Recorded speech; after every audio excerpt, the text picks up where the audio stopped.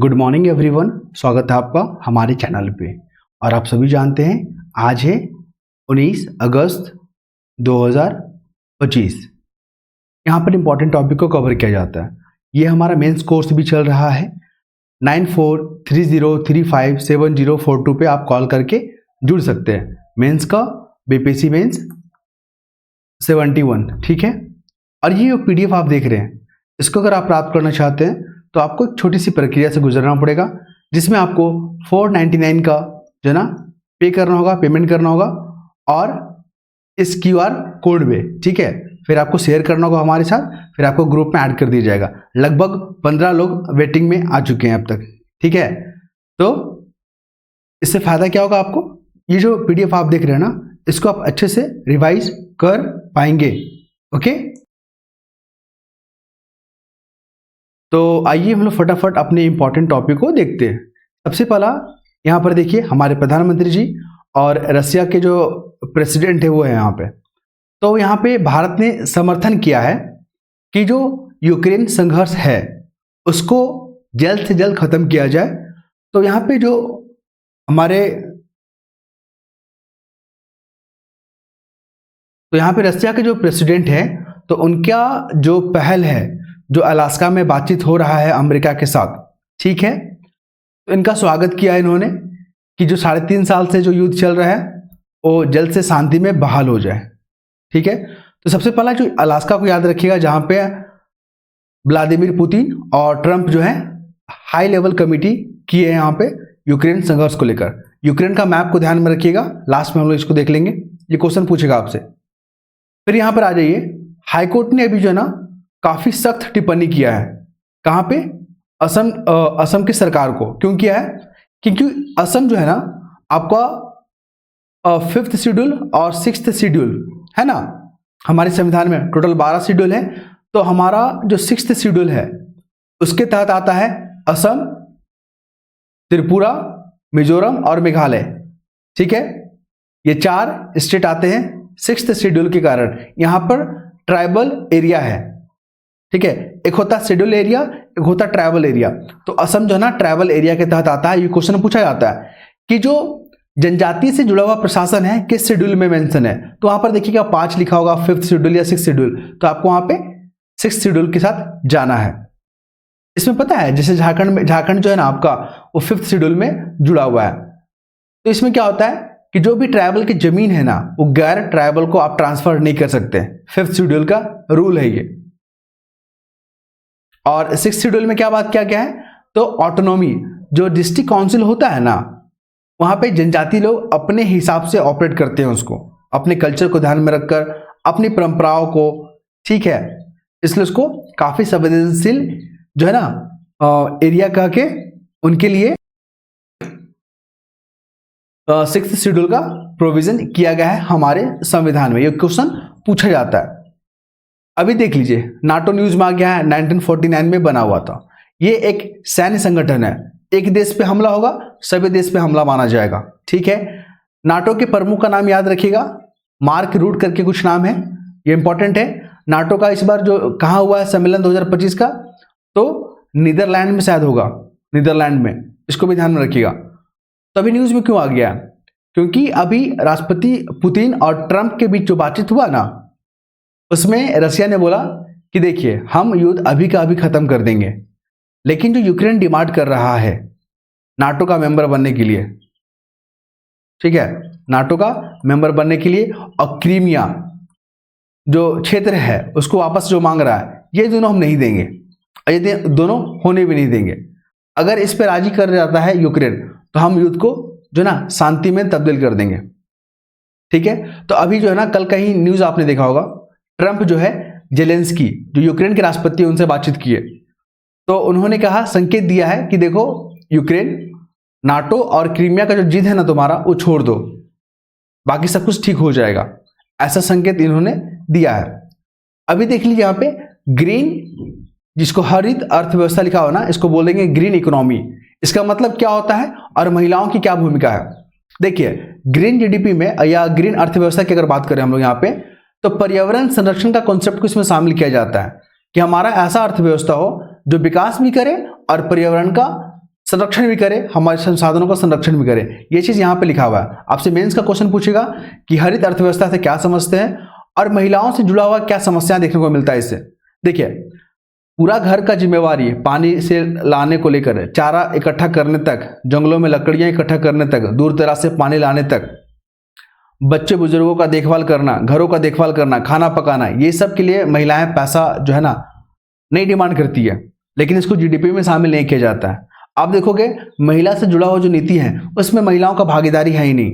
आप देखोगे आपदा प्रबंधन से जुड़ा हुआ जो नीति होता है, जो प्रबंधन होता है, महिलाओं का उसमें नेतृत्व ही नहीं है, महिलाओं को वो अवसर ही नहीं मिलता है, वो अपॉर्चुनिटी ही नहीं मिलता है, तो उनका विकास कैसे होगा। तो यही चीज यहाँ पर बात किया गया है कि महिलाओं के सामने क्या दिक्कतें आती है। आप देखोगे स्टेम वाला जो एरिया है, STEM, ये मेंस में पूछता है आपसे, साइंस, टेक, इंजीनियरिंग और मैथमेटिक्स फुल फॉर्म होता है, ध्यान रखेंगे।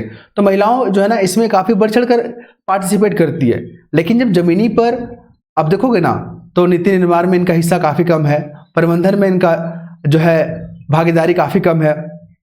आप देखोगे जीडीपी में, टोटल जीडीपी में 18% ही योगदान करती है महिलाएं, जबकि 50% पॉपुलेशन है महिलाओं का लगभग। तो ये काफी चैलेंजिंग है। आप देखोगे कि किसानी जो काम करती है महिलाएं, उनको बैंक से लोन लेने में दिक्कत होता है क्योंकि उनके नाम का जमीन नहीं होता है, तो वहां पे बैंक उनको लोन प्रोवाइड नहीं करता है। अब देखो इनको फंडिंग का दिक्कत हो जाता है, क्लियर है। और यहाँ पे भेदभाव भी यहाँ पर देखने को मिलता है, जैसे अब क्लाइमेट चेंज का भी इन पे असर होता है। जैसे अभी रसिया यूक्रेन के बीच में जो युद्ध हो रहा है, आप देखोगे इजराइल हमास के बीच में जो युद्ध चल रहा था, महिलाएं और बच्चे बहुत ज्यादा शोषित हुए, वहां पे उनके राइट सब खत्म कर दिए गए हैं, क्लियर है। तो ये आर्टिकल पढ़िएगा, मेंस के लिए काफी इंपॉर्टेंट है, महिलाओं का स्थिति बारे में पता चल जाएगा। ये देखिए सुपर बग, यूपीएससी ने यहां से क्वेश्चन पूछा हुआ है कि सुपर बग का मतलब क्या होता है। जैसे मान लीजिए अगर हम लोग बैक्टीरिया से प्रभावित है तो हम लोग क्या दवा लेते हैं, एंटीबायोटिक। लेकिन बार बार एंटीबायोटिक का इस्तेमाल कीजिएगा ना तो जो बैक्टीरिया जो शरीर में होता है ना उसके प्रति, वो दवा के प्रति एक रेजिस्टेंस पैदा कर लेता है। मतलब कि जब भी आपको बैक्टीरिया आप पे हमला करेगा, आप एंटीबायोटिक खाओगे तो उस एंटीबायोटिक का असर नहीं होगा। इसी को बोलते हैं सुपर बग, ध्यान रखिएगा, यूपीएससी ने क्वेश्चन पूछा हुआ है। तो यहाँ पे सुपर बग से निपटने के लिए एआई का इस्तेमाल होगा। एआई को लेकर क्वेश्चन पूछ रहा है, यूपीएससी मेंस देख लीजिए, बिहार का मेंस देख लीजिए, झारखंड का मेंस देख लीजिए। आर्टिफिशियल इंटेलिजेंस से आप क्या समझते हैं और ये इसका जो है ना किन किन सेक्टरों में यूज हो सकता है और क्या चैलेंजेस हैं। तो प्राइवेसी, फेक न्यूज, ये सब क्या है, चैलेंजेस है। अवेयरनेस, आदत, मेंटली ट्रॉमा, स्वास्थ्य पर, ठीक है, पारिवारिक संबंधों पर, सामाजिक अलगाव, ये सब जो है चैलेंजेस है। लेकिन फायदे भी, एआई के आने से काम को आसान हो गया है। जो एजुकेशन को लेकर जो गैप बना हुआ था, ठीक है, वो तकनीक जो आते ही ना एजुकेशन में यूनिफॉर्मिटी ला दिया, एक रूपता ला दिया, और उसे अभी मेडिसिन भी बनाया जा रहा है। आप वेदर फोरकास्टिंग में एआई का यूज हो रहा है, हर जगह एआई का यूज हो रहा है, स्वास्थ्य के क्षेत्र में, ठीक है।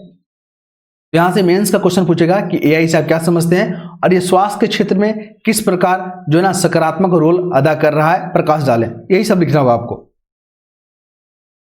फिर देख लीजिए यहाँ पे भारत और बांग्लादेश का रिलेशन जो है ना हाल के वर्षों में काफी चुनौतीपूर्ण हो गया है, इस पे प्रकाश डालें। क्वेश्चन आएगा तो आपको कंटेंट यही लिखना होगा। भारत और बांग्लादेश के बीच में जो रिलेशन है उसमें चैलेंजेस क्या क्या है। तो बांग्लादेश का चाइना के प्रति झुकाव, बांग्लादेश का पाकिस्तान के प्रति झुकाव। आप देखोगे बांग्लादेश में जो तख्ता पलट हुआ, जो अवामी लीग की जो सरकार थी, शेख हसीना, ठीक है, और अमेरिका को लेकर, अमेरिका जो है ना बांग्लादेश के आइलैंड पे कब्जा करना चाहता था, वो उसको अपने अधिकार में लेना चाहता था ताकि इंडियन ओशियन में अपना दबदबा बना सके। तो ये सब चैलेंजेस है जो भारत और बांग्लादेश के जो है ना रिश्तों में तनावपूर्ण ला रहा है। जैसे भी यहाँ पे मोगला बंदर का ध्यान रखिएगा, क्योंकि बांग्लादेश जो है ना चाइना के साथ काफी एग्रीमेंट कर रहा है, जैसे कि इन्वेस्टमेंट को आकर्षित कर रहा है, प्रोजेक्ट पे काम कर रहा है, जो भारत के लिए, भारत की सोवरेनिटी के लिए सही नहीं है, ठीक है। चलिए, तो ये चीज को ध्यान में रखिएगा, मेंस में पूछेगा आपसे।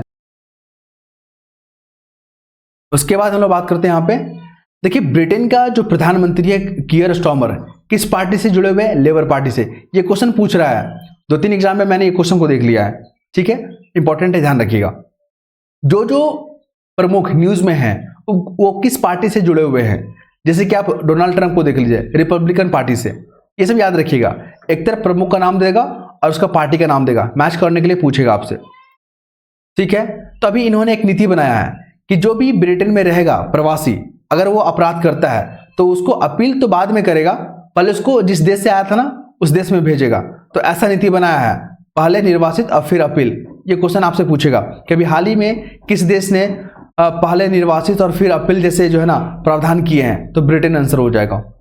और ब्रिटेन और भारत फ्री ट्रेड एग्रीमेंट भी किया है। देखिए यहाँ पे रसिया, यूक्रेन और भारत के संबंधों के बारे में यहाँ पर चर्चा किया गया है कि भारत जो है ना रसिया के साथ रहेगा तो फायदे में रहेगा या अमेरिका के साथ। तो भारत जो है ना सिर्फ आर्थिक एंगल को नहीं देखेगा, भारत इतिहास को देखता है। 1971 का आपको घटना याद होगा, जब भारत और पाकिस्तान के बीच में युद्ध चल रहा था। पाकिस्तान को खुला समर्थन किया था अमेरिका ने, ठीक है। और भारत पे हमला करने के लिए अमेरिका ने अपना 7वां बेड़ा भेज दिया था, लेकिन उस स्थिति में रसिया ने भारत का सपोर्ट किया था, ठीक है। अपना युद्ध पनडुब्बी जितना युद्ध पोतक होता है सब भारत के लिए भेज दिया था। और उन्होंने कहा था कि अमेरिका को धमकी भी दिया था, ब्रिटेन को धमकी भी दिया था कि आप भारत पे हमला करने से पहले आपको हमसे गुजरना होगा। तो ये इतिहास को भारत क्या भूल जाएगा? भारत और रसिया का जो रिलेशन है काफी टेस्टेड है, काफी प्रमाणिक है, ओके। और आपको बताते हैं अभी जब 1998 में जब भारत न्यूक्लियर टेस्ट किया था, याद है, तो अमेरिका ने, वेस्टर्न कंट्री ने भारत पे प्रतिबंध लगा दिया। उस समय यूएनओ में भारत का पक्ष रसिया ने लिया था। तो क्या भारत इस चीज को भूल जाएगा? नहीं भूलेगा। और भारत ने कहा कि अगर चलिए हम अमेरिका का बात मान लेते हैं, हम इससे तेल नहीं खरीदेंगे रसिया से, तो क्या गारंटी है कि अमेरिका हम पे टैरिफ नहीं लगाएगा? क्योंकि यहाँ पे विश्वास का अभाव है, ट्रस्ट का अभाव है यहाँ पे। लेकिन रसिया के साथ ऐसा नहीं है, ठीक है। तो अमेरिका को पता ही नहीं है कि वो क्या कर रहा है। तो पूरा का पूरा इक्वेशन यहाँ पे लिखा हुआ है, भारत किसके साथ रहेगा तो फायदे में रहेगा, भारत किसके साथ जाएगा तो नुकसान में होगा। जैसे कि अभी 50% का टैरिफ लगा दे रहा अमेरिका और लगभग $50 बिलियन का भारत को नुकसान होगा। भारत का हो सके तो जॉब का भी खतरा हो सकता है, भारत को व्यापार पे इफेक्ट पड़ेगा। आपसे यही क्वेश्चन पूछेगा कि टैरिफ लगाने से भारत के व्यापार पर या भारत अमेरिका का जो संबंध है, भारत और अमेरिका का जो संबंध है उस पर क्या असर पड़ेगा, ऐसे मेंस में क्वेश्चन पूछेगा, ध्यान रखिएगा। और भारत का सबसे बड़ा अभी व्यापार साझेदार कौन है? अमेरिका है, ठीक है। भारत अपना 88% जो तेल है ना इंपोर्ट करता है, जिसमें से 35% रशिया से खरीदता है। ये सब चीज को याद रखिएगा। भारत को क्या करना चाहिए, भारत को इस टैरिफ से क्या सीखना चाहिए? तो भारत को अपना व्यापार को मजबूत करना चाहिए, भारत को आत्मनिर्भर बनना होगा, भारत को किसी एक देश पर निर्भरता नहीं रखना होगा। ये सब चीजें बातें की गई है, बहुत इंपॉर्टेंट है। आइए थोड़ा सा मैपिंग देख लेते हैं। देखिए जनसत्ता का जो है ना, माफ कीजिएगा, संसद टीवी का है ये, और ये काफी मुझे इंपॉर्टेंट लगा तो मैंने आपके सामने ये रखा। जैसे कि भारत ने कौन कौन सा प्रोविजन किस किस देश से लिया है। जैसे अभी जो है ना अमेरिका न्यूज में चल रहा है, क्यों?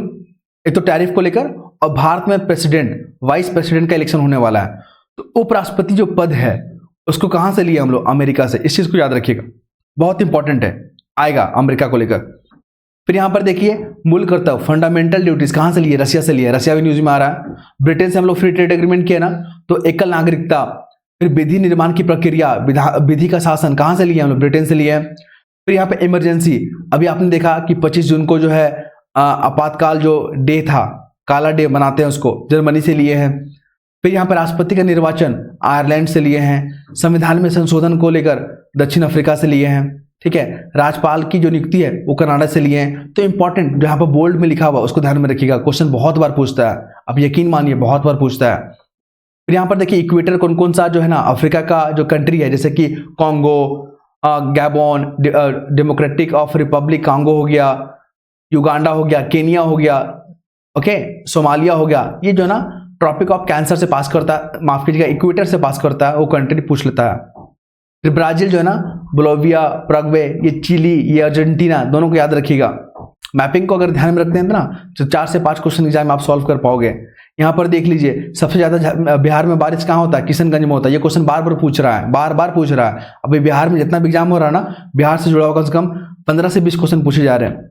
यूक्रेन न्यूज में चल रहा है, बेलारूस, पोलैंड, स्लोवाकिया, रोमानिया, ठीक है, ध्यान में रखिएगा। ब्लैक सी को ध्यान में रखिएगा। इजराइल न्यूज में चल रहा है, उसको ध्यान में रखिएगा, किन किन कंट्री के साथ सीमा साझा करता है, ठीक है। फिर आप यहां पर देखो, ये पहाड़, ये जो नीलगिरी है, उसको ध्यान में रखिएगा, इस पर क्वेश्चन आएगा यहां से। यहाँ पर देखो, चौरा चौरी कांड उत्तर प्रदेश में हुआ था, चंपारण बिहार में हुआ था, अहमदाबाद गुजरात में हुआ था, अमृतसर जलियांवाला बाग कांड वहां पे हुआ था। आप देख लो, दांडी यात्रा जो है ना, कहाँ हुआ था, गुजरात में हुआ था। ये सब जो है फैक्ट आप याद रखेंगे। तो ये पीडीएफ चाहते हैं 499 का पे कीजिएगा और आप लोग ऐड होइएगा, ठीक है। धन्यवाद।